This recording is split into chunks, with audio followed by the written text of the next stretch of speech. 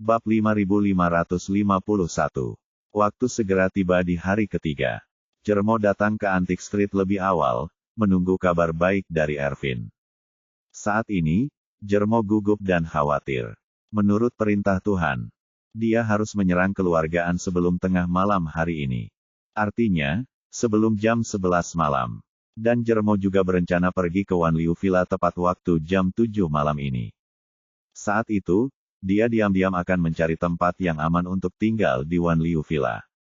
Dan menunggu kesempatan. Begitu waktunya tepat, dia akan segera menyerang dan membunuh keluargaan. Oleh karena itu, keinginan terbesarnya hari ini adalah mendapatkan senjata sakti lainnya dari Ervin sebelum jam 7 malam. Karena itu, dia tahu Ervin mungkin tidak akan membuka kiosnya sampai siang atau bahkan sore hari.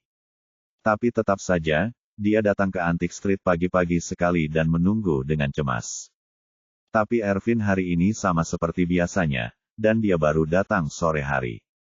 Ervin, Jermo tidak peduli dicadangkan.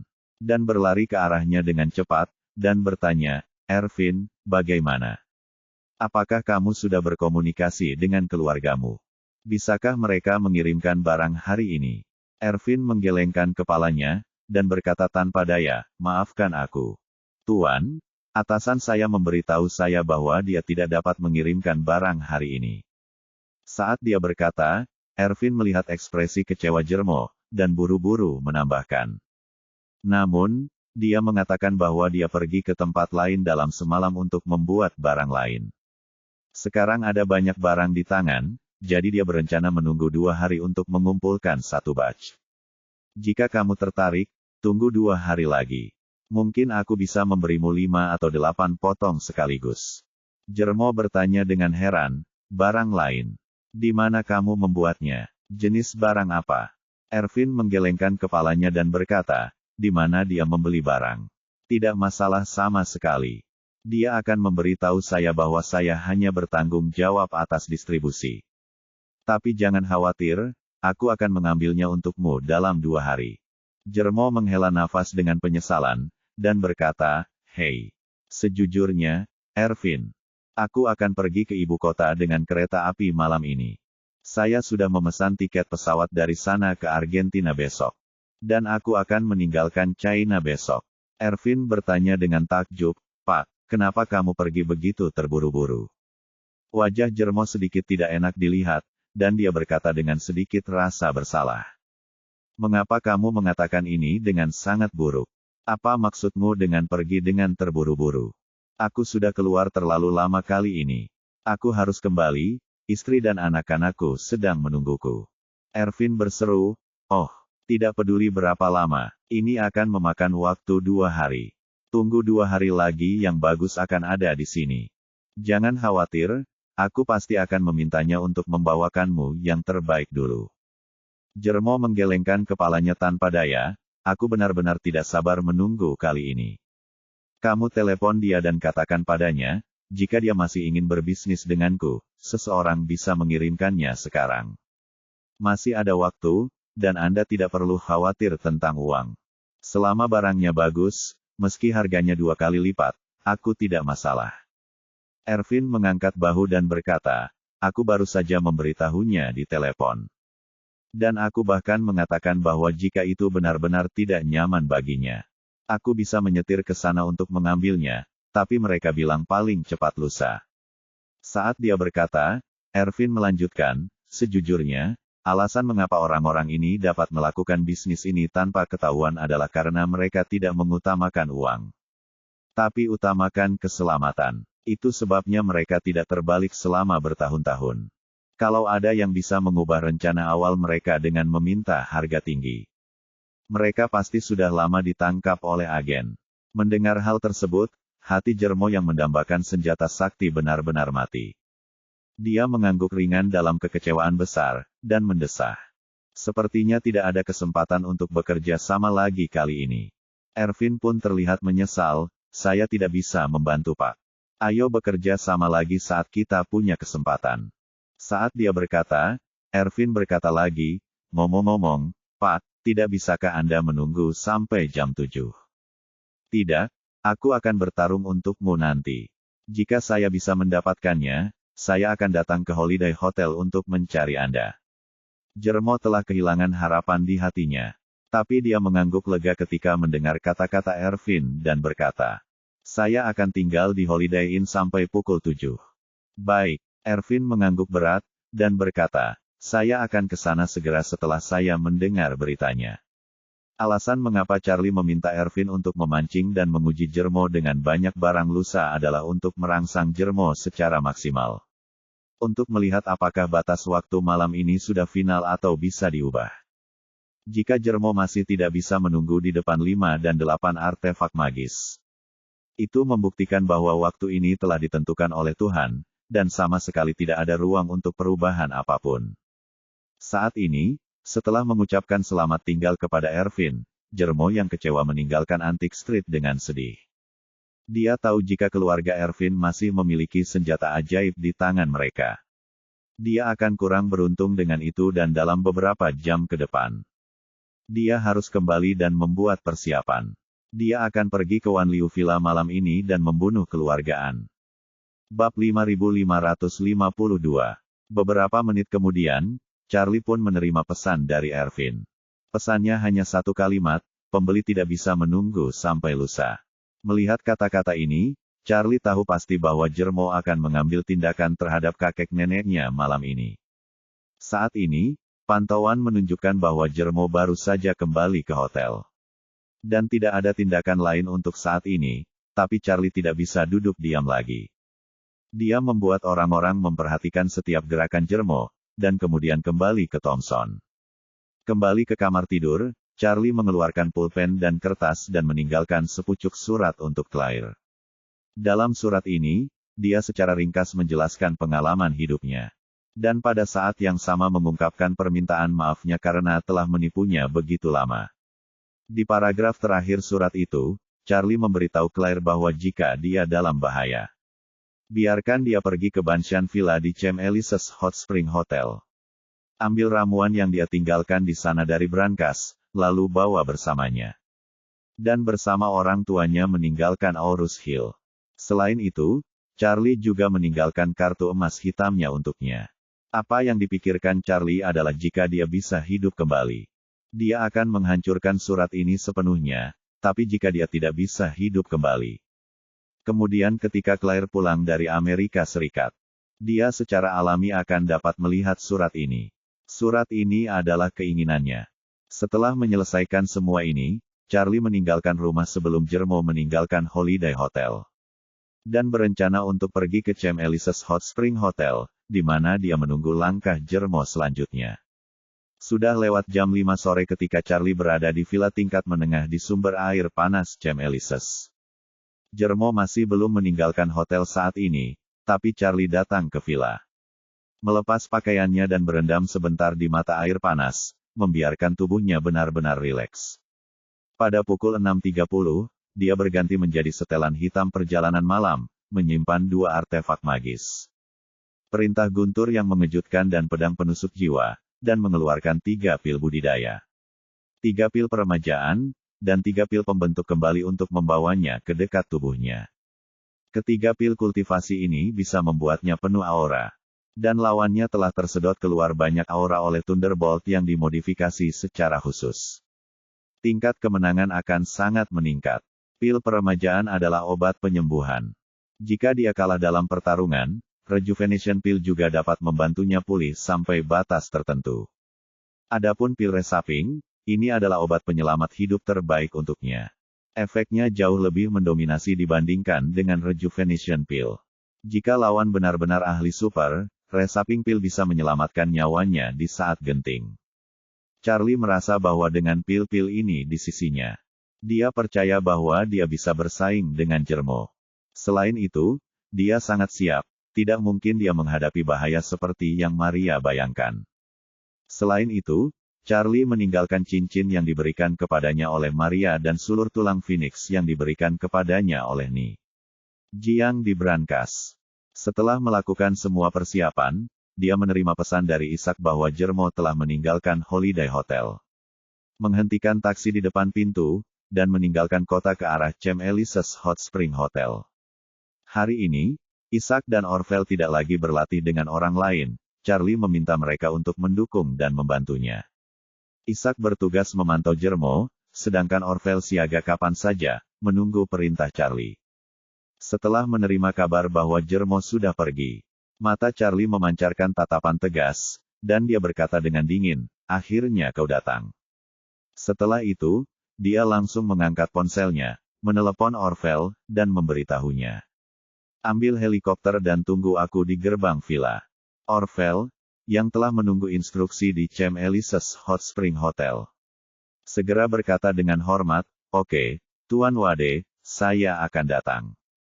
Semenit kemudian terdengar deru helikopter.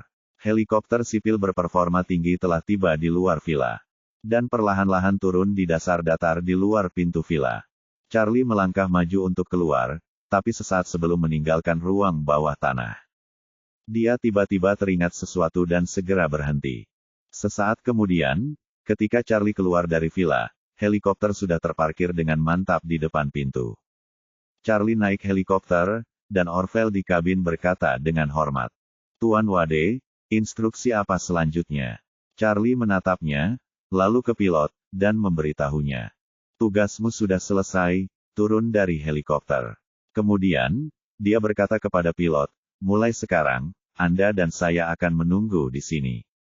Dan Anda harus menyiapkan helikopter untuk lepas landas setiap saat. Selama aku bilang pergi, kamu lepas landas dengan kecepatan tercepat dan pergi ke Wan Liu Villa." Pilot segera berkata, "Oke, Tuan Wade."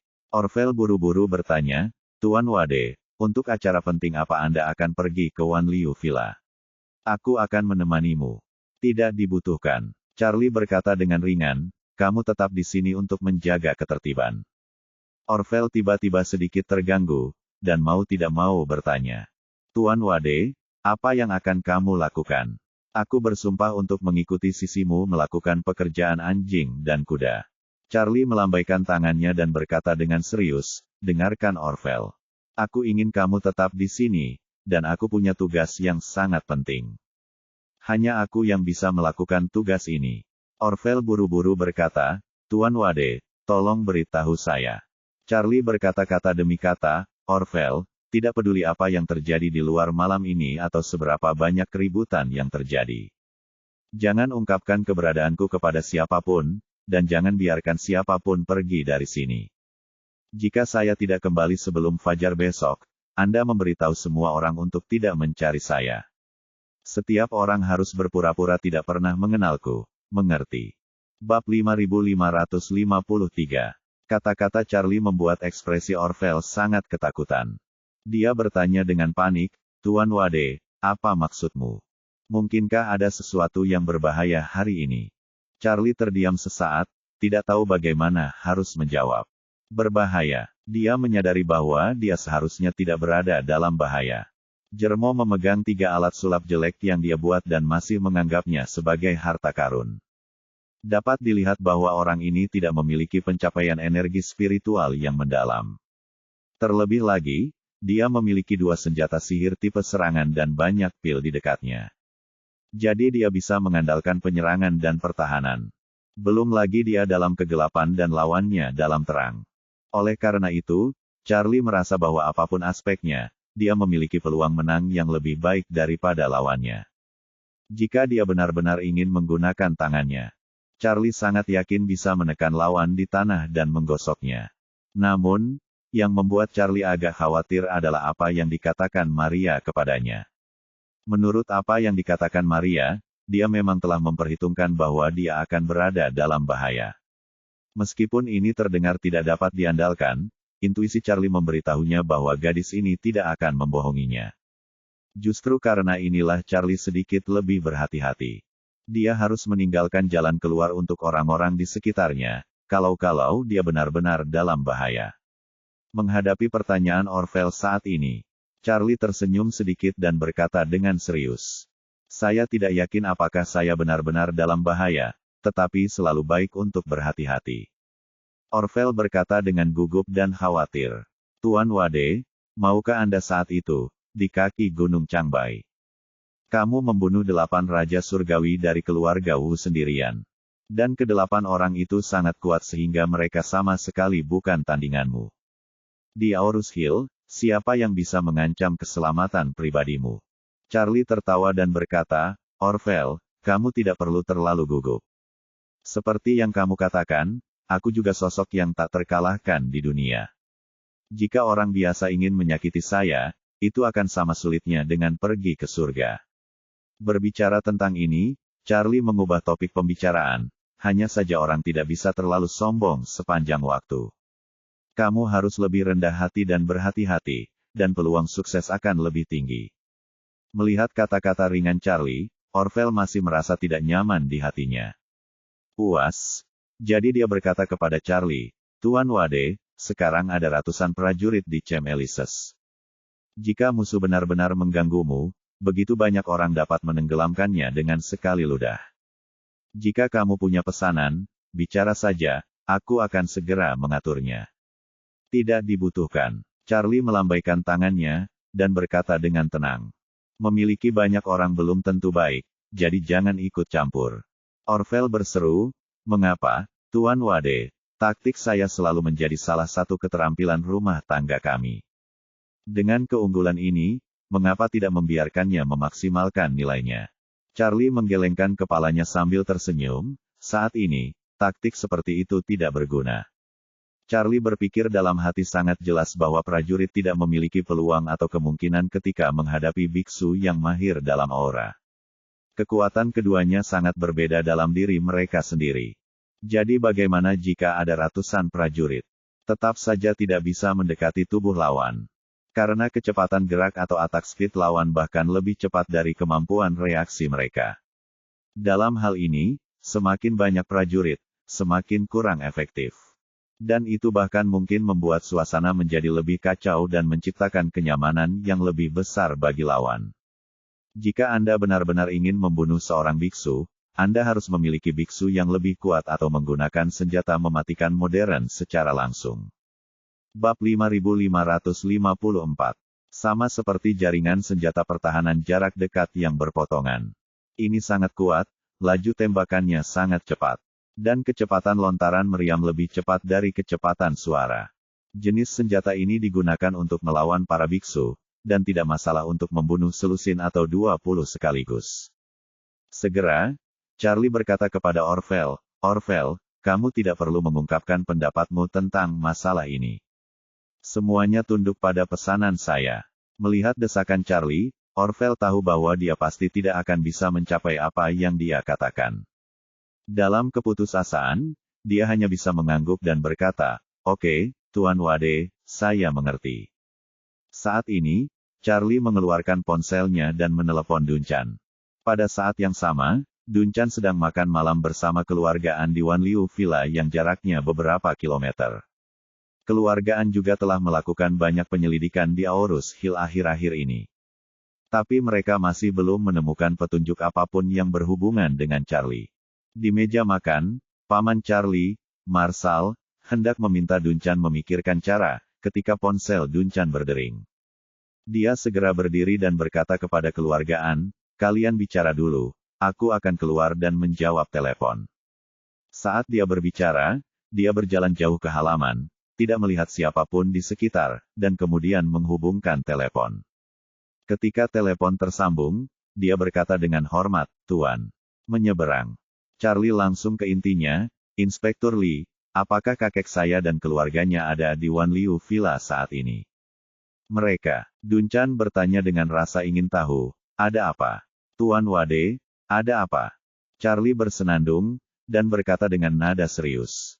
Seseorang mungkin merugikan keluarga kakek nenekku malam ini. Duncan kaget, dan tanpa sadar bertanya, apakah ini benar?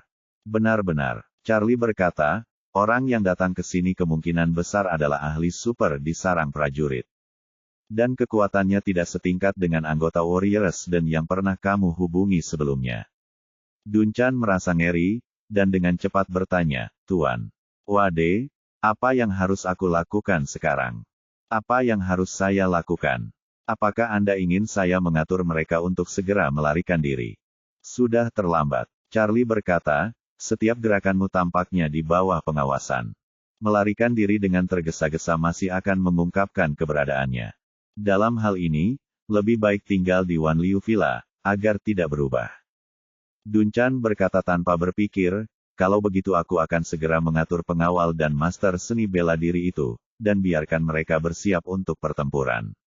Percuma saja, Charlie berkata, tidak ada dari kalian yang bisa menghentikannya, dan begitu kalian memberitahu bawahan kalian, mereka pasti akan berperilaku tidak normal, dan kemudian dapat menimbulkan kecurigaan pihak lain. Jadi, kamu harus tahu tentang itu sendiri. Jangan beritahu siapapun. Petik 2. Tanya Dun Chan, Tuan Wade jika lawannya benar-benar kuat. Aku khawatir aku tidak akan bisa melindungi keselamatan keluarga kakek nenekmu. Usai berbicara, Dun Chan berkata lagi, tapi jangan khawatir. Jika kita benar-benar bertemu musuh yang kuat, aku akan mati sebelum mereka semua.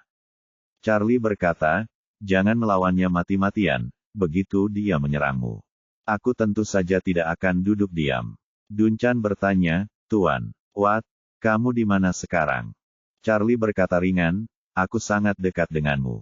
Dan aku bisa sampai di sana dalam beberapa menit. Dun Chan akhirnya menghela nafas lega. Dengan Tuan Wade di sini, saya merasa lega. Begitu aku bergerak, aku akan datang untuk mendukungmu dalam waktu sesingkat mungkin. Tapi jika dia ingin menyakitimu, atau kakek nenekku, dan aku tidak bisa langsung ke sana. Jangan impulsif. Anda hanya mengatakan sepatah kata pun kepadanya ketika Anda dalam masalah. Selama kamu mengatakan kalimat ini, kamu pasti akan membiarkan pihak lain membuat jebakan dan memberimu lebih banyak waktu. Dun Chan dengan cepat bertanya kepadanya, Tuan Wade, apa yang harus kukatakan padanya? Charlie segera memberitahu Dun Chan kalimat itu, lalu memberitahunya. Jika dia masuk, jangan panik, ingat apa yang saya katakan. Dan kamu pasti akan menyelamatkan hidupmu untuk saat ini. Dun Chan berkata dengan tegas, oke, Tuan Wade, saya akan mencatatnya. Bab 5555.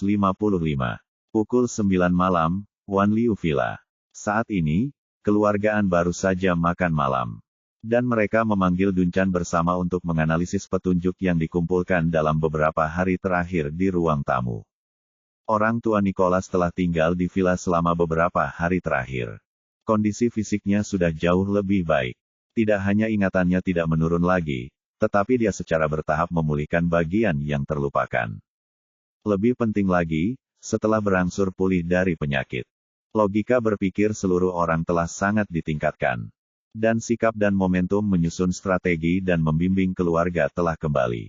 Pada pertemuan keluarga ini, Marshall pertama kali memperkenalkan kemajuan kerjasamanya dengan Song Group.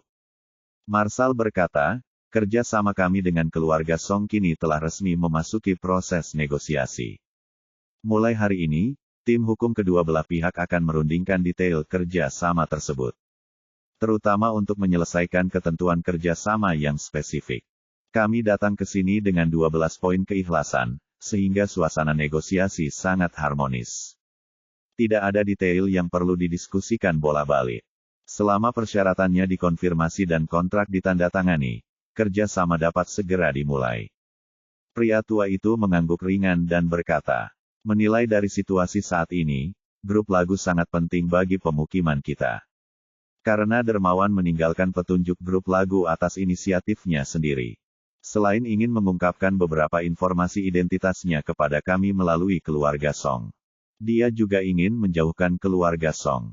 Kemudian, lelaki tua itu melirik putra keduanya, Markus, dan berkata, masuk akal bahwa Markus bertanggung jawab atas semua kerjasama bisnis eksternal keluargaan. Tapi kali ini situasinya istimewa.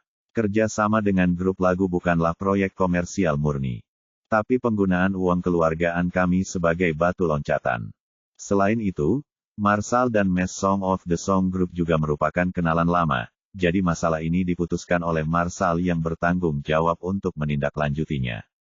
Nicholas selalu mengejar keharmonisan dan persatuan dalam keluarga. Jadi dia memberi beberapa anak pembagian kerja yang berbeda sehingga masing-masing dari mereka memiliki tanggung jawab yang jelas. Tujuannya adalah agar ketika anak-anak bersatu, setiap orang dapat menyusup dan saling membantu di semua tingkatan. Dan ketika mereka tidak bersatu, mereka dapat saling mengawasi dan bahkan menghalangi. Marshall kali ini diminta bertanggung jawab untuk mempromosikan proyek kerjasama dengan Song Group. Meskipun dia tahu bahwa Markus tidak keberatan, dia tetap harus menjelaskan dengan jelas alasan mengapa dia melakukannya. Markus secara alami tahu niat ayahnya. Untungnya, dia sama sekali tidak senang dengan kakak laki-lakinya yang bertanggung jawab atas proyek ini. Bagaimanapun, anak-anak dari keluargaan selalu sangat bersatu. Dalam hal keintiman, meskipun masing-masing dari mereka memiliki keluarga, mereka agak membagi energi dan waktu mereka satu sama lain. Namun kematian Margaret, dan terakhir kali keluargaan hampir musnah, membuat keluargaan semakin serius dalam hal persatuan. Pada saat ini, Markus juga berdeham, dan berkata, "Ayah, aku telah membawa TC bersamaku beberapa hari ini dan dengan hati-hati memilah semua lapisan masyarakat di Aurus Hill. Terutama Departemen Transportasi Umum, Departemen Kesejahteraan Sosial, dan Departemen Pendaftaran Rumah Tangga, tetapi sejauh ini, tidak ada informasi terkait Charlie yang ditemukan." Pria tua itu menghela nafas pelan, dan dia mengharapkan hasil ini. Wanita tuaan di samping berbicara kata-kata menghibur saat ini. "Markus, jangan berkecil hati, bagaimanapun juga Charlie telah hilang selama 20 tahun.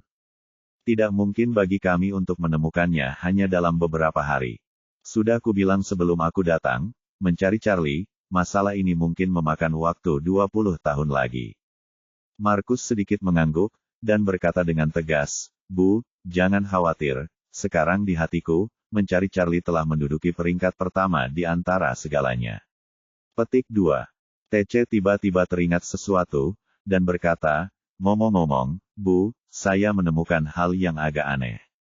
Yang terasa sedikit tidak normal. Anda dan ayah, serta kakak laki-laki tertua, saudara laki-laki kedua, dan saudara laki-laki ketiga, bantu saya menganalisisnya bersama." Wanita tua itu berkata, "Katakan padaku." TC berkata, "Saya menyelidiki beberapa situasi di panti asuhan Aurus Hill hari ini, dan ingin mengetahui apakah ada informasi tentang Charlie di antara anak yatim piatu yang telah mereka selamatkan selama bertahun-tahun. File panti asuhan saat ini tidak dapat menemukan informasi apapun yang terkait dengan Charlie. Yang aneh adalah panti asuhan Aurus Hill mengalami perubahan besar tahun lalu, dari kepala panti asuhan menjadi staf di bawahnya, dan bahkan koki yang memasak untuk anak yatim piatu. Saya kira hal ini agak aneh, tidak jarang lembaga kesejahteraan semacam ini mengalami pergantian personel. Tapi agak sulit dipercaya untuk mengubah semuanya sekaligus, bagaimana menurutmu?" Orang tua Nicholas mengerutkan dahinya dan berkata, "Di rumah kesejahteraan, termasuk manajemen dan pihak eksekutif di bawah. Pasti ada lebih dari selusin atau bahkan 20 orang. Bahkan jika seluruh manajemen diganti, pihak eksekutif di bawah tidak boleh diganti, kan? Lagi pula, panti asuhan itu sendiri masih perlu beroperasi, jadi jelas tidak masuk akal untuk melakukannya." TC mengangguk dan berkata, "Aku juga berpikir begitu, perubahan besar darah seperti ini jelas bertentangan dengan akal sehat. Jadi saya selalu merasa bahwa kelompok orang sebelumnya pasti karena sesuatu yang istimewa, alasan khusus, mereka mengundurkan diri secara kolektif." Pada saat ini, Duncan yang linglung karena gugup tiba-tiba menyala. Menamparkan pahanya karena terkejut dan berkata, "Petunjuk yang kamu sebutkan terlalu penting." Pria tua itu tersenyum dan bertanya, "Duncan, Anda memberi saya analisis terperinci." Duncan menatap mata penuh harap lelaki tua itu dan tiba-tiba jatuh ke dalam pergumulan dan keraguan-raguan. Dia tidak bisa menahan diri untuk tidak berpikir, "Tuan Wade berkata bahwa keluargaan mungkin dalam bahaya hari ini. Jika ini benar-benar berbahaya, saya yakin Tuan Wade tidak akan tinggal diam. Mari kita bertemu, tapi, jika keadaan berubah malam ini, atau jika Merwade tidak menunjukkan wajah aslinya malam ini, maka keluargaan harus menunggu tanpa batas waktu jika mereka ingin mengenalinya." Segera, dia berpikir lagi, TC jelas telah memahami poin kuncinya kali ini, tetapi dia tidak akan memahami hubungannya untuk sementara waktu. Jika saya mengikuti petunjuknya untuk mengingatkannya, bahkan jika Merwade tidak muncul malam ini, atau terus menutupi identitasnya, mengikuti petunjuk panti asuhan, mungkin lebih mudah menemukannya. Dan saya hanya menambahkan beberapa kata tentang sudut pandang TC. Tuan Wade seharusnya tidak menyalahkan saya, bukan? Bab 5556. Memikirkan hal ini, Dunchan memutuskan untuk memberikan beberapa tip kepada keluargaan, jadi dia membuat analisis serius dan berkata, Anda semua memiliki lebih banyak pengalaman dalam manajemen bisnis daripada saya. Saya percaya Anda harus sangat jelas tentang naik turun semacam ini. Itu tidak mungkin terjadi di perusahaan atau unit manapun, tidak peduli seberapa kohesifnya tim lama ini. Tidak mungkin semua orang dari atas ke bawah bersatu menjadi satu. Apalagi rumah kesejahteraan, bahkan dalam pasukan yang terlatih, pasti akan ada pembelot dan pengkhianat. Tapi seperti yang dikatakan TC, tim ini pergi secara kolektif tahun lalu tanpa meninggalkan petunjuk apapun. Dan jika Anda memikirkannya secara mendalam, Anda dapat menemukan bahwa disiplin organisasi tim ini sangat kuat. Bahkan mungkin telah mencapai standar tim paramiliter, tetapi sangat tidak mungkin untuk memoles tim semacam ini tanpa mengolahnya untuk waktu yang lama. Jadi bagaimana bisa muncul di panti asuhan biasa? Ketika keluargaan mendengar ini, mereka semua mengangguk setuju. Dunchan menyimpulkan, jadi, menurut saya, perasaan ini lebih seperti ada orang yang kuat di balik layar. Jika saya tidak salah, tim ini harus diatur di sini secara keseluruhan oleh orang yang kuat itu. Tahun lalu, tim ditarik dari sini secara keseluruhan, dan mereka bergerak maju dan mundur bersama, mungkin untuk menjalankan misi penting tertentu. Wanita tua itu bertanya dengan sedikit bersemangat, Dunchan, apa maksudmu mengatakan bahwa panti asuhan ini ada hubungannya dengan Charlie? Dunchan mengangguk, ya, Bibi, aku memang curiga. Marshall mendecakkan bibirnya dan berkata, alangkah baiknya jika kita bisa mengetahui kapan orang-orang ini datang ke Aurus Hill. Kita bisa yakin sekarang, mereka berjalan bersama ketika mereka pergi. Tapi tidak ada bukti yang membuktikan bahwa mereka juga datang bersamaan saat mereka datang. Itu mudah. TC berkata dengan bersemangat, periksa file jaminan sosial dari tim sebelumnya. Rumah kesejahteraan adalah organisasi kesejahteraan sosial, dengan dana pemerintah dan sumbangan pribadi. Unit yang membutuhkan pengawasan publik seperti ini harus memiliki informasi kepegawaian yang lengkap. Secara khusus, mereka mungkin benar-benar menjalankan misi besar. Jika ini masalahnya, mereka harus patuh secara dangkal dan tanpa celah. Jika tidak begitu seseorang mengetahui bahwa informasi personel mereka tidak normal, kemungkinan besar Anda akan segera menyadari masalahnya. Dunchan memuji, pemikiran TC sangat jelas. Jika Anda menemukan cara untuk menemukan file personel Institut Kesejahteraan Aurus Hill sebelumnya, Anda mungkin dapat melihat petunjuknya. Markus berkata dengan bersemangat, saya akan membiarkan seseorang menemukan cara untuk memeriksanya. Setelah itu, dia langsung mengeluarkan ponselnya dan melakukan panggilan. Orang tua itu telah pensiun selama bertahun-tahun, dan kontaknya saat itu sudah mati, pensiun, tua, dan turun. Tidak banyak kontak yang benar-benar dapat diambil dan digunakan. Dan Markus, sebagai penanggung jawab bisnis eksternal Unfamily, sebenarnya sudah lama mengambil alih bisnis Unfamily. Jadi dia sebenarnya yang paling banyak koneksi dan pengaruh terkuat di keluargaan. Dengan kata lain, lelaki tua itu adalah kaisar tertinggi keluargaan dan sangat dihormati, tetapi Markus adalah kaisar keluargaan saat ini, memegang dunia di tangannya. Setelah melakukan panggilan telepon, Markus berkata kepada semua orang, sudah ada yang memeriksanya, dan hasilnya akan segera keluar. Semua orang menjadi sangat menantikannya. 10 menit kemudian, saat Markus menerima panggilan tersebut, ia langsung menekan tombol answer, menyalakan loudspeaker, dan bertanya. Asu, aku memintamu untuk memeriksa masalah ini. Bagaimana jalannya? Pria parubaya bernama Azu berkata dengan hormat, Tuan. Saya baru saja memeriksa file personel Institut Kesejahteraan Kota Aurus Hill. Pasukan staf sebelumnya memang pergi bersama tahun lalu.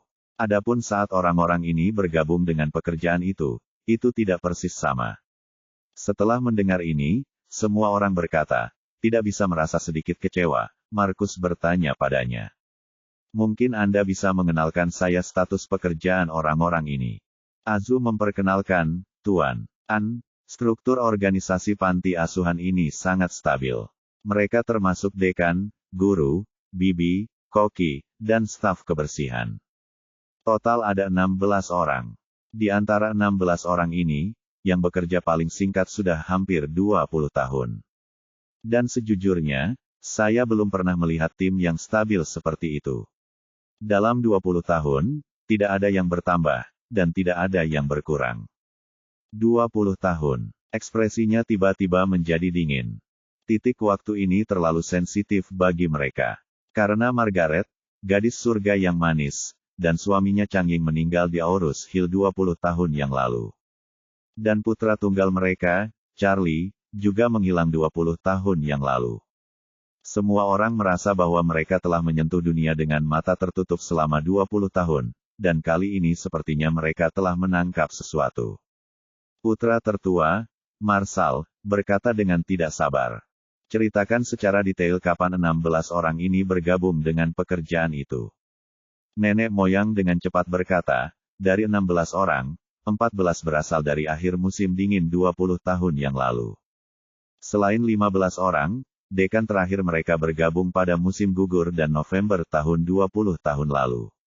Mereka yang memasuki pekerjaan pada bulan Februari akan berusia 20 tahun dalam 3 bulan. Ekspresi Nyonya Tua Anne ngeri. Dia berteriak hampir seketika, tersedak oleh isak tangisnya. Margaret dan Chang Ying datang ke Aurus Hill dari East Cliff pada bulan Maret 20 tahun yang lalu. Dan kecelakaan mereka, di akhir Oktober. Charlie juga menghilang di akhir Oktober. Orang tua Nicholas berdiri dengan bersemangat, dan berkata dengan tidak jelas, ini pasti pengaturan Chang Ying. Dia selalu pandai mengambil tindakan pencegahan. Ke-14 orang itu datang lebih awal dari dia dan Margaret, yang membuktikan bahwa dia sudah mulai mengatur Aurus Hill sebelum dia pergi. Saat dia mengatakan itu, nadanya menjadi lebih bersemangat, dan dia berkata dengan suara bergetar, dia pasti tahu bahwa dia dan Margaret datang ke Aurus Hill untuk berada dalam bahaya, jadi dia menempatkan orang-orangnya di panti asuhan terlebih dahulu. Setelah dia dan Margaret mengalami kecelakaan, pihak lain pasti sudah berlatih terlebih dahulu, tahukah kamu? Sudah berapa kali Charlie dikirim ke panti asuhan ini? Selama bertahun-tahun, begitu banyak orang datang ke Aurus Hill untuk mencari Charlie. Tapi tidak ada yang mengira dia akan tinggal di Aurus Hill, tepat di bawah hidung orang-orang ini. Pada titik ini, dia berkata dengan penuh emosi, siapa yang mengira Charlie, yang ingin ditemukan semua orang setelah menggali 3 kaki, akan ditempatkan di panti asuhan yang tidak menunjukkan kelainan apapun di permukaan. Aku bisa menyembunyikannya dari semua orang yang mencari Charlie, bahkan Charlie sendiri, aku khawatir itu sudah lama disembunyikan. Wanita tuaan menangis, dan berkata dengan penuh semangat, itu artinya Charlie selalu ada di sini di Aurus Hill, bahkan dia bisa berada di Aurus Hill sekarang. Pria tua itu menggelengkan kepalanya dan menuangkan air dingin padanya, aku yakin Charlie sudah lama tinggal di Aurus Hill, jika tidak selusin orang di panti asuhan tidak akan tinggal di sini selamanya. Mereka baru mundur tahun lalu, tapi Charlie masih di Aurus Hill saat ini, saya tidak yakin. Setelah semua orang itu pergi tahun lalu, apakah itu berarti Charlie juga meninggalkan Aurus Hill? Marshall berseru, ayah, bu. Besok kita ikuti saja identitas 16 orang ini dan gali sampai ke dasar.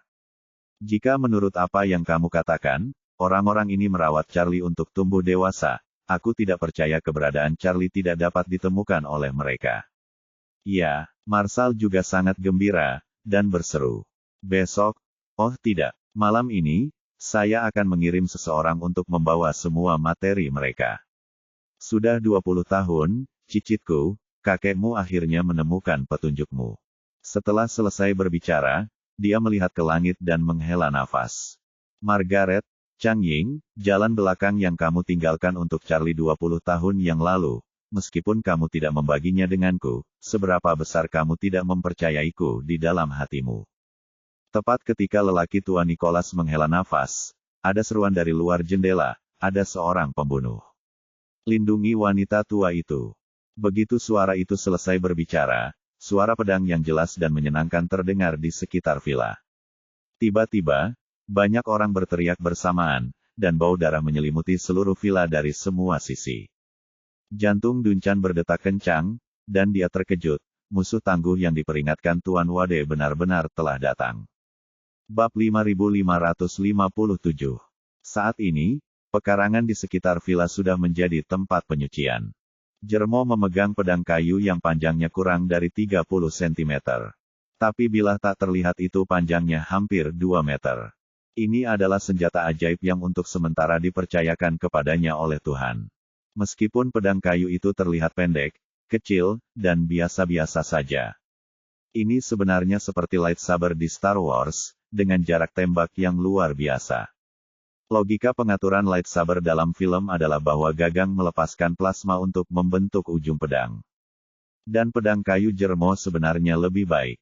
Itu bisa berubah menjadi ujung pedang dengan aura, dan ujung pedang itu bahkan bisa dikendalikan olehnya sesuka dia. Beberapa pengawal berusaha mengepungnya, tetapi Jermo hanya memegang pedang dengan satu tangan dan mengguncang udara. Dan energi pedang yang terdengar tapi tidak terlihat ditembakkan ke udara. Bergegas menuju pengawal depan. Ketika dia berjarak 1 meter dari Jermo, pedang tak terlihat telah menembus dadanya. Dengan jentikan pergelangan tangan Jermo, energi pedang yang menusuk dada lawan tiba-tiba membelah luka lawan. Darah dan organ dalam dimuntahkan secara tak terkendali, dan pengawal itu tiba-tiba mati. Pengawal lainnya ketakutan setengah mati. Mereka belum pernah melihat metode serangan yang aneh. Pedang kayu pendek Jermo yang tidak mencolok jelas masih agak jauh dari rekannya. Tapi dada rekannya tertusuk dalam sekejap. Dan bahkan tertusuk oleh gelombang. Kekuatan tak terlihat merobek lubang besar. Adegan berdarah ini segera membuat mereka ketakutan, dan naluri bertahan hidup mereka membuat mereka secara tidak sadar berhenti dan ingin mundur. Tapi, di depan Jermo, bagaimana mereka bisa datang dan pergi dengan bebas? Meski kecepatan Jermo tidak secepat kecepatan penguncian radar dari senjata anti pesawat. Dan kecepatan lontaran meriam, petarung biasa ini tidak memiliki peluang untuk menang di depannya. Jika senjata pertahanan jarak dekat adalah shotgun, dan Jermo adalah seekor citah. Dan para prajurit malang ini paling banyak adalah beberapa kelinci yang bahkan tidak bisa menggigit kulit macan tutul. Tepat ketika mereka berhenti dan menoleh untuk melarikan diri, Jermo tiba-tiba maju selangkah dengan kaki kanannya. Dan tubuhnya langsung melesat ke depan seperti anak panah yang telah meninggalkan talinya. Segera setelah itu, terdengar teriakan. Pengawal yang berlari paling lambat melihat luka berdarah di dadanya dan berteriak. Yang aneh adalah meskipun dia terluka parah, dia berlari lebih cepat dari sebelumnya. Segera setelah itu, mereka melihatnya tak terkendali menabrak rekannya yang lain dengan kecepatan sangat tinggi. Dan pada saat yang sama, darah menyembur keluar dari dada rekannya yang lain dalam sekejap. Dan pria itu mencoba menutupi lukanya dengan tangannya dengan ngeri. Tapi begitu tangan itu menyentuh lukanya, 4 jari terpotong dalam satu gerakan. Pria itu ketakutan setengah mati, menangis dan berteriak. Ini, apa-apaan ini? Begitu dia selesai berbicara, pergelangan tangan Jermo bergerak lagi. Dan keduanya kehilangan momentum untuk bergerak maju dalam sekejap. Ada suara yang jarang, dan melihat kedua orang itu lagi. Rongga dada telah dipotong miring ke pinggang. Dan organ dalam berserakan di seluruh lantai. Setelah itu, Jermo dengan cepat melangkah maju dan memenggal kepala pengawal Anjia yang ketakutan satu persatu. Meskipun seorang pengawal mengeluarkan pistol dan menembak Jermo. Tapi Jermo bergerak sangat cepat, dan keahlian menembak pengawal itu. Dan kecepatan reaksinya tidak seakurat dan secepat senjata jarak dekat yang dilengkapi radar. Jadi tidak mungkin menyakiti Jermo sama sekali. Tapi Jermo berbeda, kecepatannya sangat cepat. Pengawal dan penjaga halaman keluargaan itu hampir tidak memiliki kemampuan untuk melarikan diri di depannya. Pengawal ini biasanya prajurit kelas atas. Tapi di depan Jermo, mereka hanya bisa dibantai, dan mereka dibantai dengan cepat. Di lereng gunung tidak jauh, Jeremiah mengerutkan kening saat dia melihat Jermo melakukan pembunuhan besar-besaran di Wan Liu Villa. Dia dan Jermo menghabiskan banyak waktu, dan selalu berpikir bahwa lelaki tua ini hanya fokus pada kultivasinya.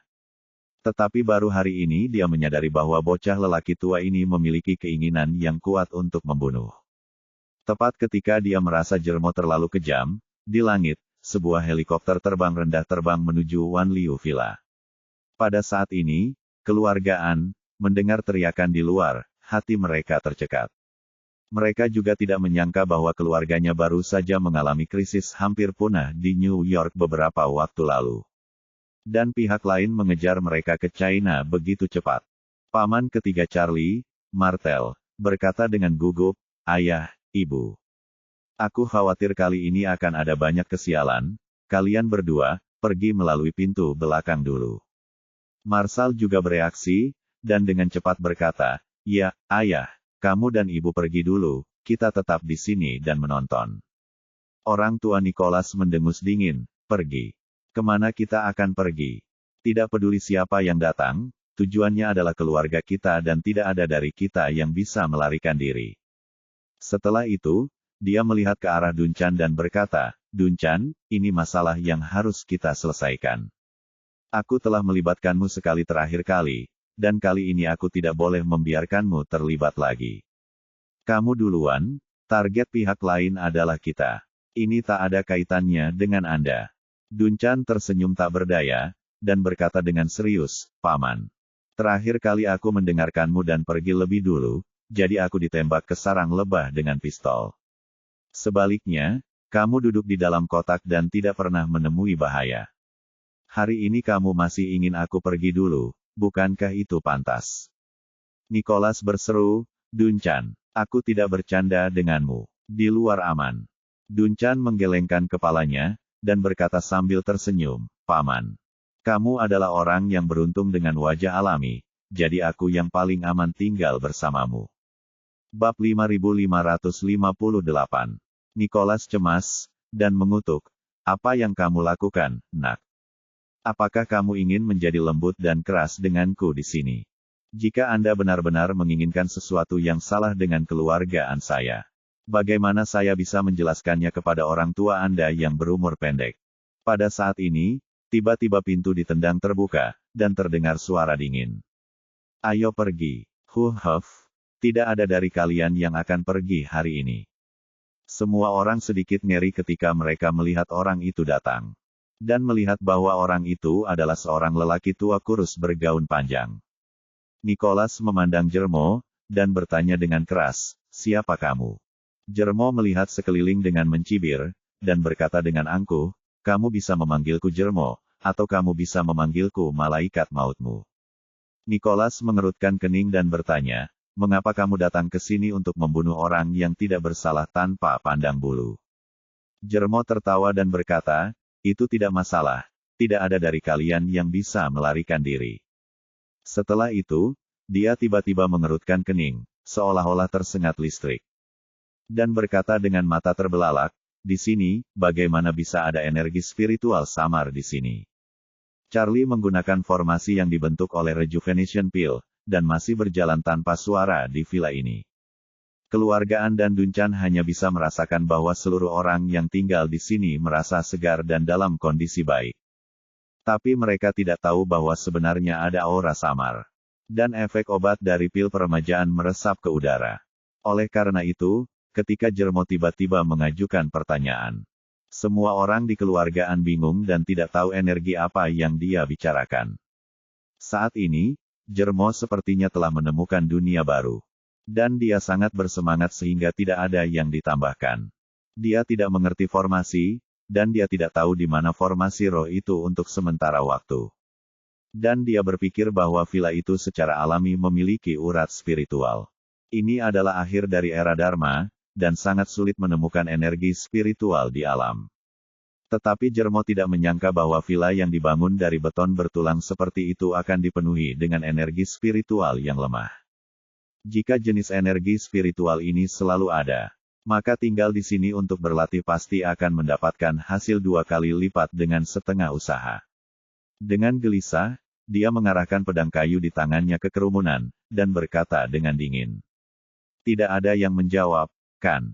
Karena tidak ada yang menjawab, aku hanya bisa memilih satu orang untuk dipenggal di depanmu, untuk menjadi contoh bagi orang lain."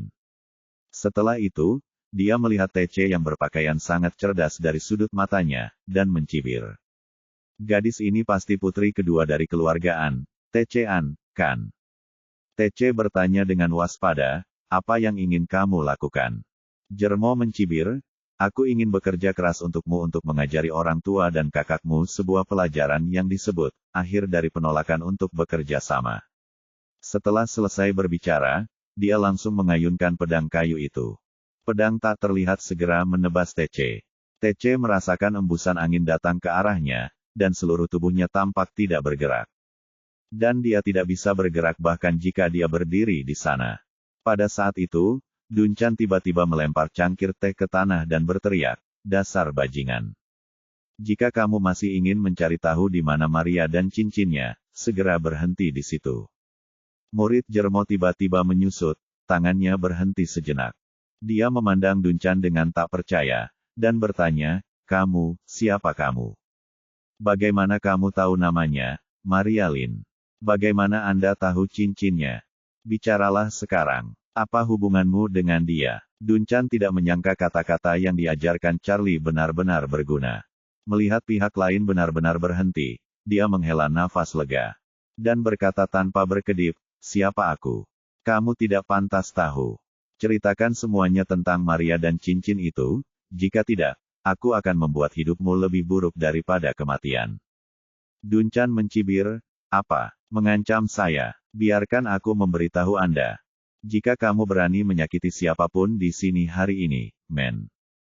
Kamu tidak akan pernah bisa menemukan keberadaan Maria dalam hidupmu.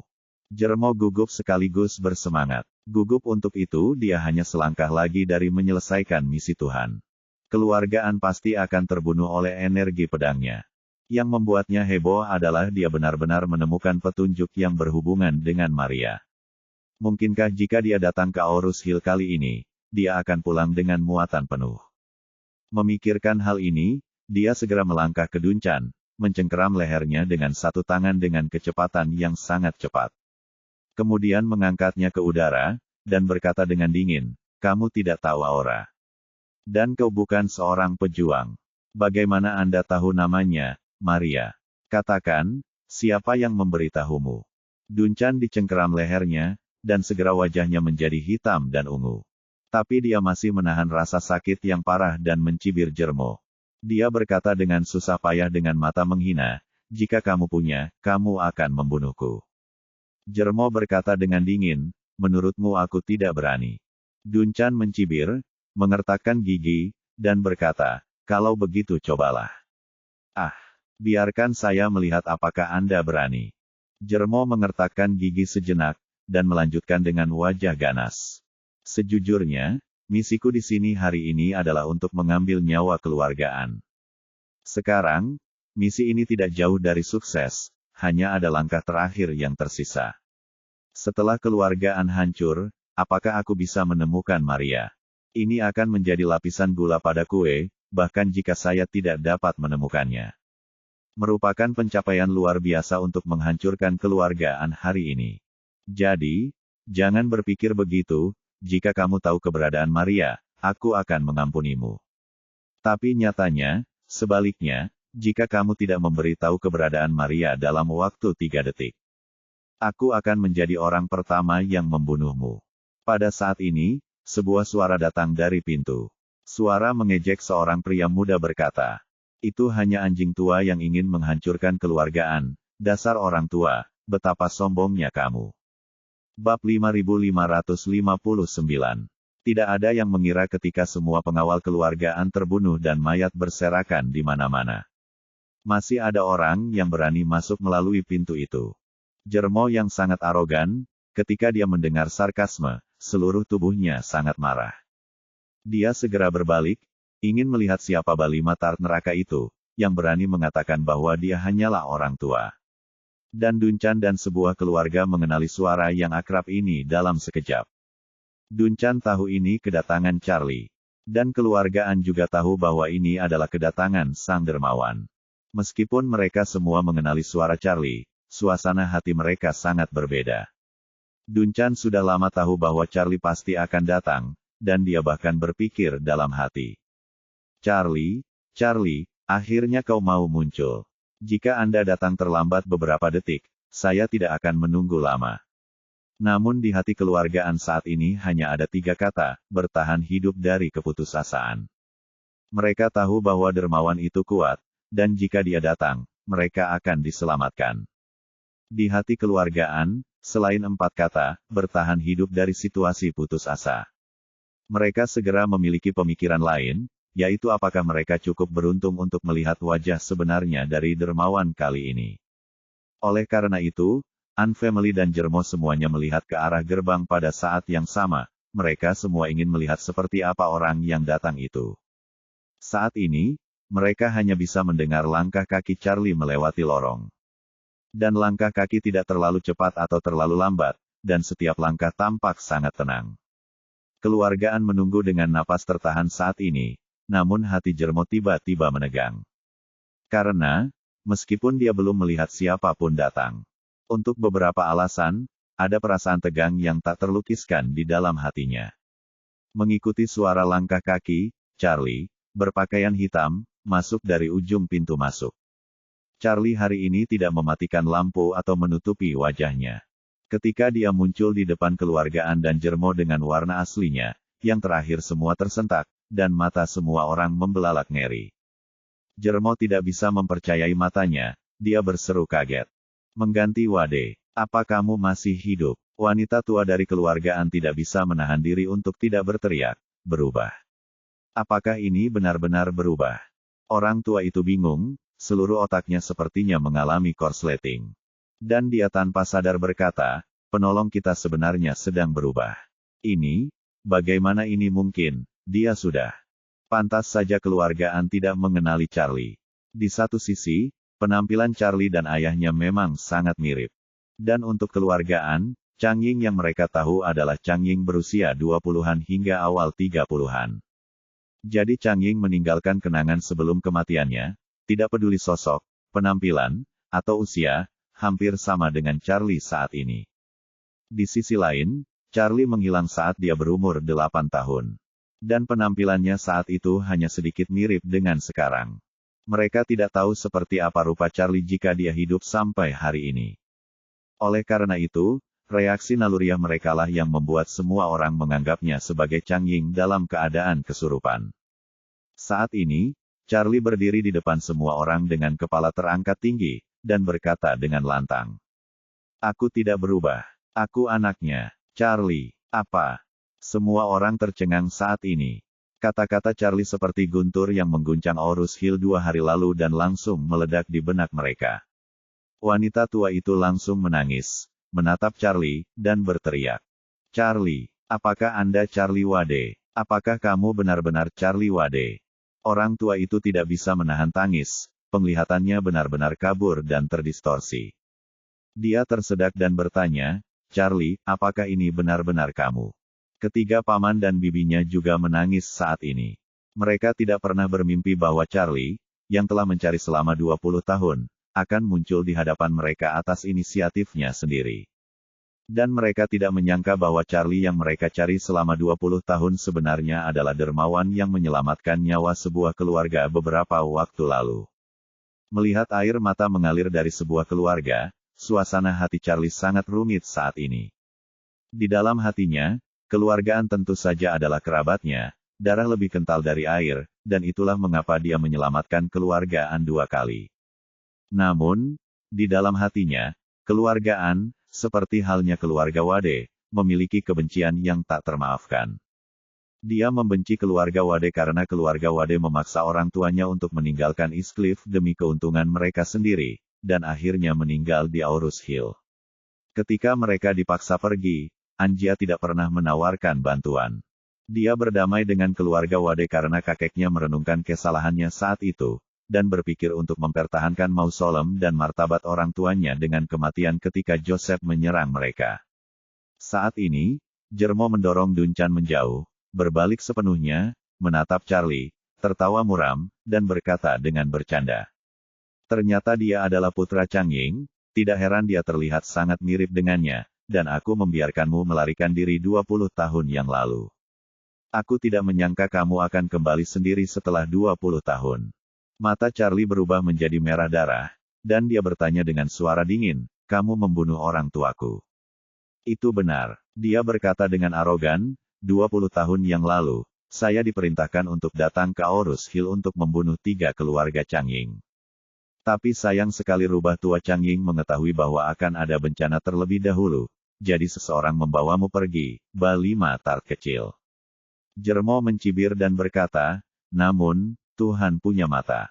Hari ini, selain diperintahkan untuk menghancurkan keluargaan, aku juga diperintahkan untuk menunggumu muncul di hadapanku.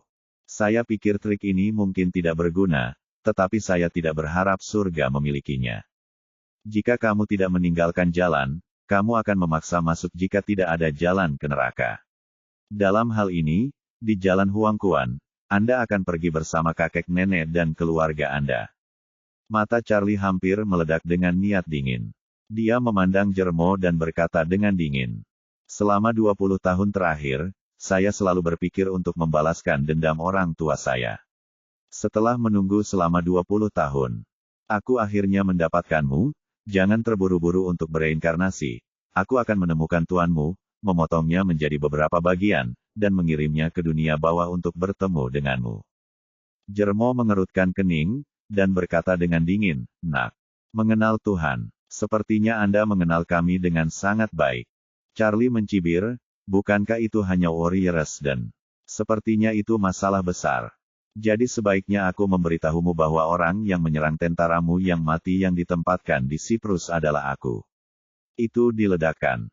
Kemudian, Charlie berkata lagi, oh, ngomong-ngomong, kalau aku tidak salah, kamu seharusnya menjadi salah satu dari 4 Earl, kan? Tapi kamu harus menjadi salah satu dari 3 Earl sekarang. Setelah malam ini 3 Earl akan berganti nama menjadi 2 Earl. Ekspresi Jermo tiba-tiba menjadi sangat menakjubkan. Dan dia berkata dengan tajam. Jarvis mati di tanganmu. Saya sibuk dengan bisnis dan tidak punya waktu untuk pergi ke Siprus untuk membunuhnya. Jadi saya meminta seseorang untuk memasang beberapa senjata pertahanan jarak dekat dan menunggu dia jatuh ke dalam perangkap. Setelah selesai berbicara, Charlie tertawa kecil dan berkata, kematian pria ini sangat tragis. Dia adalah seorang Earl yang agung. Dia dibom menjadi daging cincang oleh artileri pertahanan jarak dekat.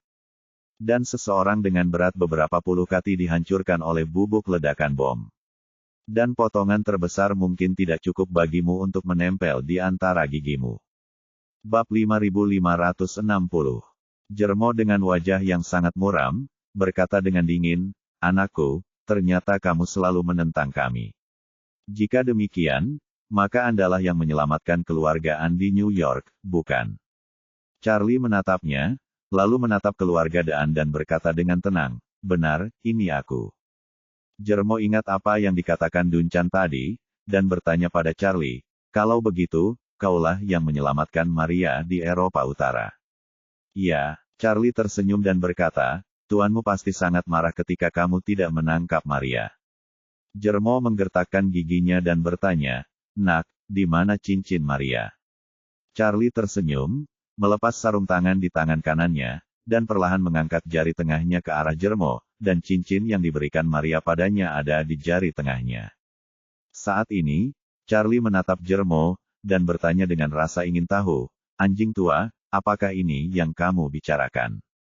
Jermo awalnya mengira bahwa Charlie memprovokasi dia dengan jari tengahnya, tetapi ketika dia melihat cincin itu, pupilnya tiba-tiba menyusut.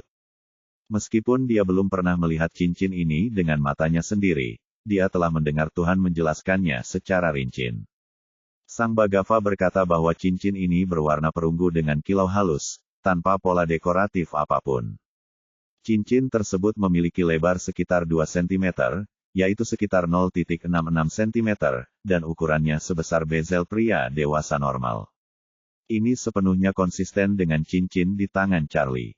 Selain itu, Duncan secara sukarela menyebut Maria dan cincinnya, jadi Jermo menyimpulkan bahwa cincin ini adalah harta yang selalu diimpikan Tuhan.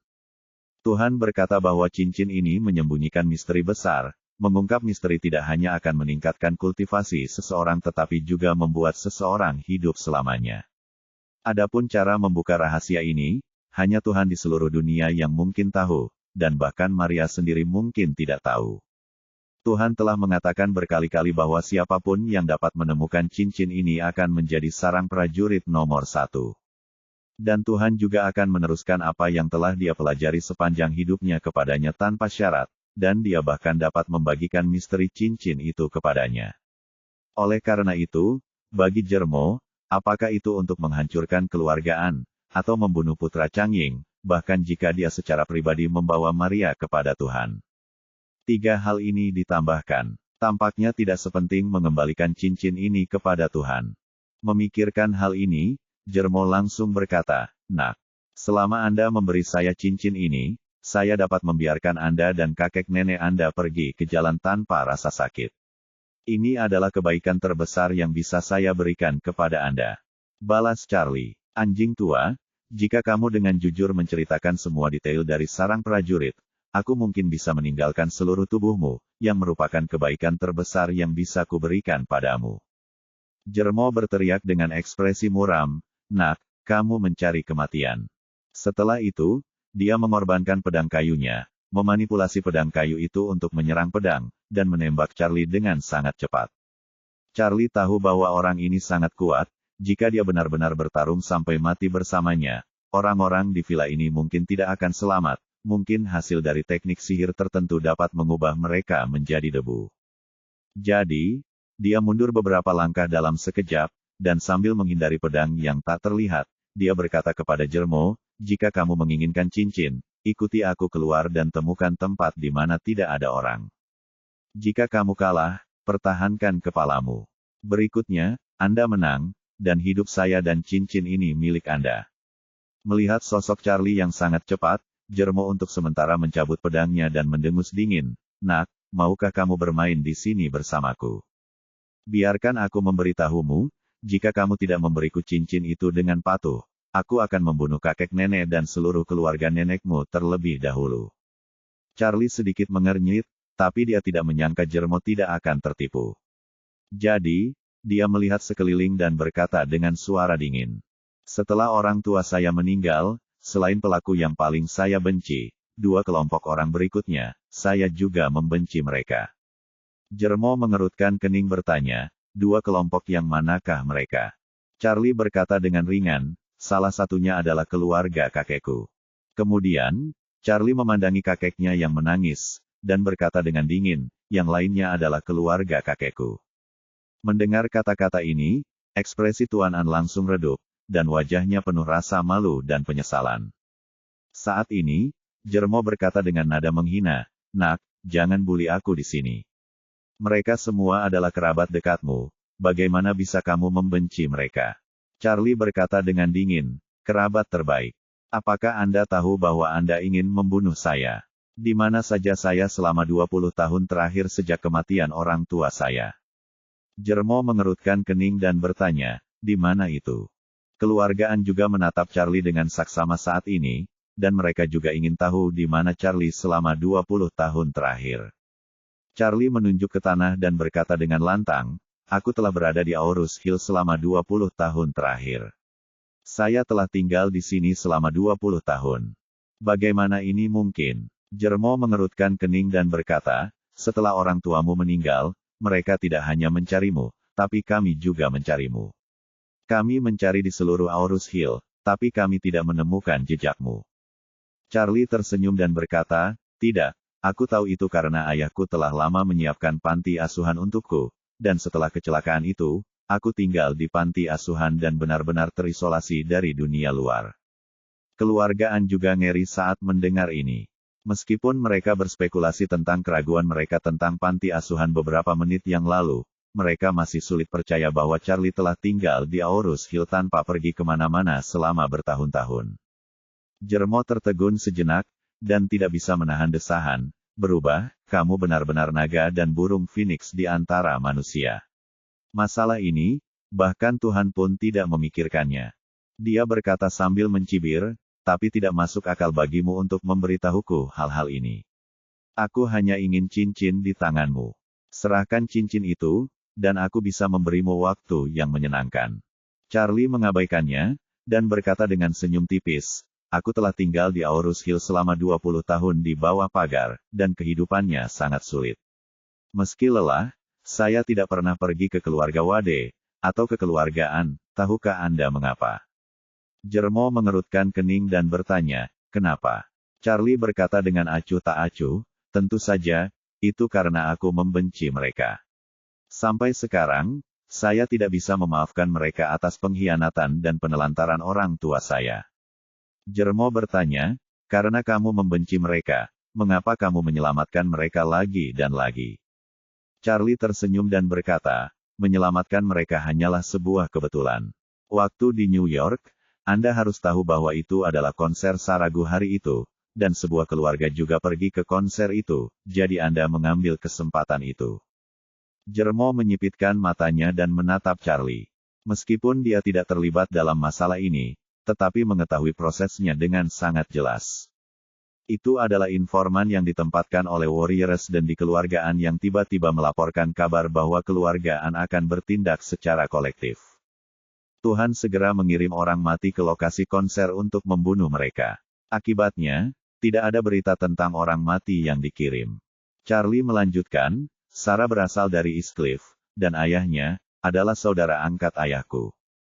Jadi saya membuat kontrak pernikahan dengannya ketika saya masih muda.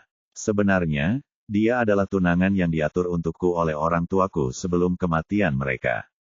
Alasan mengapa saya muncul di sana hari itu adalah karena saya juga pergi untuk bersorak untuk Sarah hari itu, dan saya kebetulan duduk di sebelah keluargaan.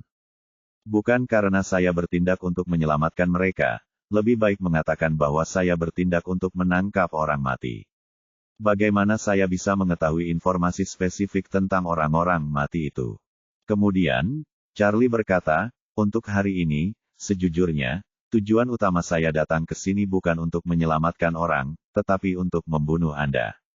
Mata Jermo membeku, bunuh aku. Terserah kamu. Charlie berkata sambil tersenyum, aku tidak hanya akan membunuhmu, tapi aku juga akan membunuh dua Earl yang tersisa dari Warriors dan kemudian aku akan menghancurkan tuan sialan itu berkeping-keping. Dan kamu hanyalah sayuran kecil di jalanku untuk balas dendam. Jermo mencibir dengan sinis, kalau begitu, tunggu sampai aku membunuh keluarga kakek dan nenekmu, lalu aku akan bersaing denganmu. Charlie mencibir dan berkata, jika kamu ingin datang, ayo sekarang, jika kamu tidak datang, aku akan pergi dulu. Kemudian, Charlie berkata lagi, oh, ngomong-ngomong, aku menuliskan penampilanmu hari ini. Jika kamu ingin menemukanku di masa depan, aku khawatir itu tidak akan semudah itu. Atau aku akan mencarimu di masa depan. Anda dapat memutuskan sendiri apakah Anda ingin datang atau tidak. Setelah selesai berbicara, Charlie segera berbalik dan berlari dengan kecepatan tinggi tanpa menoleh ke belakang. Dia tidak bertaruh apakah Jermo akan mengejarnya tanpa ragu-ragu, tetapi dia tahu dan sangat yakin bahwa Jermo akan segera mengejarnya tanpa ragu-ragu. Alasan mengapa dia begitu percaya diri adalah ketika Charlie mengelak dari pedangnya barusan, dia sengaja membiarkannya melihat keahliannya yang sangat cepat. Dan Charlie percaya bahwa pria ini juga harus mengerti bahwa dengan kekuatannya, tidak mudah untuk mengejarnya. Jika Anda tidak menyia-nyiakan setengah detik pun, Anda mungkin masih memiliki peluang 50% untuk mengejar dengan seluruh kekuatan Anda, tetapi jika Anda terganggu, bahkan jika Anda hanya menunda sedetik, sama sekali tidak mungkin untuk mengejar ketinggalan. Dan dia ingin membunuh begitu banyak orang, tapi tidak semudah itu. Bahkan jika keluargaan tidak memiliki kekuatan seperti ayam, akan membutuhkan waktu baginya untuk mengaktifkan senjata ajaib untuk melemparkannya. Dan itu akan memakan waktu setidaknya 10 detik untuk mengaktifkannya untuk membunuh seorang kenalan, jadi dia pasti sangat jelas. Bisa pilih salah satu. Seperti yang diharapkan, Charlie tidak mengharapkannya. Saat dia bergegas keluar, Jermo tidak ragu sama sekali, dan langsung mengejarnya. Baginya, hidup dan mati sebuah keluarga tidak penting di depan cincin itu. Terlebih lagi, dia merasa bahwa keluargaan tidak punya pekerjaan lagi, jadi dia mengejar Charlie untuk membunuhnya, dan mengambil cincin itu, mereka tidak bisa melarikan diri terlalu jauh. Selain itu, keluargaan tidak memiliki siapapun untuk melindungi mereka. Setelah membunuh Charlie, dia bisa kembali ke villa dan membunuh semua keluargaan. Dengan cara itu, dia tidak hanya mendapatkan cincinnya, Tetapi dia juga dapat membunuh keluarga Ann dan Charlie, yang setara dengan menyelesaikan 3 tugas yang diberikan oleh Tuhan sekaligus. Namun, jika dia benar-benar membiarkan Charlie kabur, itu akan menjadi kerugian besar. Dia tidak hanya mengungkap identitasnya, tetapi dia juga melewatkan kesempatan besar untuk mendapatkan cincin itu. Jadi dia tidak perlu berpikir untuk mengejar atau tidak mengejar. Dan dia tidak perlu khawatir apakah Charlie bertindak untuk mengalihkan harimau itu dari gunung karena dia tahu bahwa mengejarnya dengan sekuat tenaga adalah satu-satunya pilihannya.